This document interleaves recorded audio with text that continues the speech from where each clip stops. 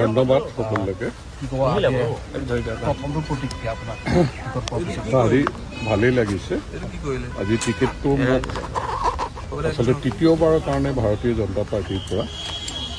নদুৱা আগৰ চতিয়া সমষ্টি এতিয়া নদুৱাৰ সমষ্টিত টিকেট প্ৰদান কাৰণে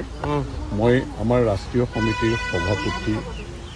ৰাজ্যিক সমিতিৰ সভাপতি আমাৰ প্ৰধানমন্ত্ৰী ডাঙৰীয়া মুখ্যমন্ত্ৰী ডাঙৰীয়া সকলোকে মই ধন্যবাদ আৰু কৃতজ্ঞতা জ্ঞাপন কৰিছোঁ আৰু এই ক্ষেত্ৰত আমাৰ জিলা সমিতিৰ পৰা আৰম্ভ কৰি যিসকল অবজাৰ্ভাৰ আহিছিল তেখেতসকলেও মই ধন্যবাদ জ্ঞাপন কৰিছোঁ মনোনয়ন পত্ৰ কেতিয়া দাখিল কৰিব অহাকালিলৈ ভাল দিন অহাকালিলৈ মনোনয়ন পত্ৰ দাখিল কৰিম কিমান ভোটৰ ব্যৱধান আচলতে আমি দলে এটা হিচাপ কৰোঁ আপোনালোকে নিশ্চয় জানে যে প্ৰত্যেকটো নিৰ্বাচনৰ আগত মই এটা হিচাপ নিকাচ কৰি কাৰণ এতিয়া মই এইবাৰ সপ্তমবাৰৰ কাৰণে আচলতে বিধানসভা নিৰ্বাচনত অৱতীৰ্ণ হ'ম 96ৰ পৰা দীঘলীয়া সময় মই সমষ্টিবাসীৰ লগত যিহেতু মনৰ কথাবিলাক বুজি পাওঁ তেওঁলোকৰ আৱেগ অনুভূতি বুজি পাওঁ সেই হিচাপ নিকাচত মই কৈছিলোঁ যে 16 চনত মই 60,000ৰ ওপৰ ভোট পাম বুলি কৈছিলোঁ সেইটোৱে আছে আমি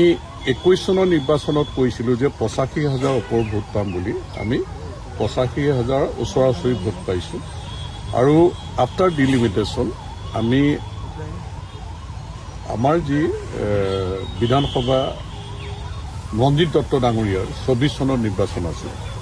তাত মই কৈছিলোঁ আমি 1 লাখ ভোট ৰঞ্জিত দত্ত ডাঙৰীয়াক দিম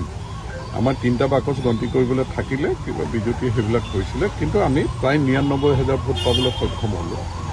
আৰু এইবাৰ আমাৰ দলীয় কাৰ্যকৰ্তাসকলে যিটো হিচাপ নিকাচ পৃষ্ঠা প্ৰমুখৰ পৰা আহি মোক দিছে যে মই প্ৰথমতে আজি কিছুদিন আগতে কৈছিলোঁ যে আমি 1 লাখৰ ওপৰ ভোট পাম এতিয়া যোৱা দুদিনমান আগতে কৈছোঁ মই হিচাপ নিকাচ কৰি 1,20,000 ভোট পাম এইটো আমাৰ দলীয় কাৰ্যকৰ্তাসকলৰ হিচাপ আৰু ৰাইজৰো যিটো মই বুজি পাওঁ তাৰ পৰাই মই এই হিচাপটো কৈছোঁ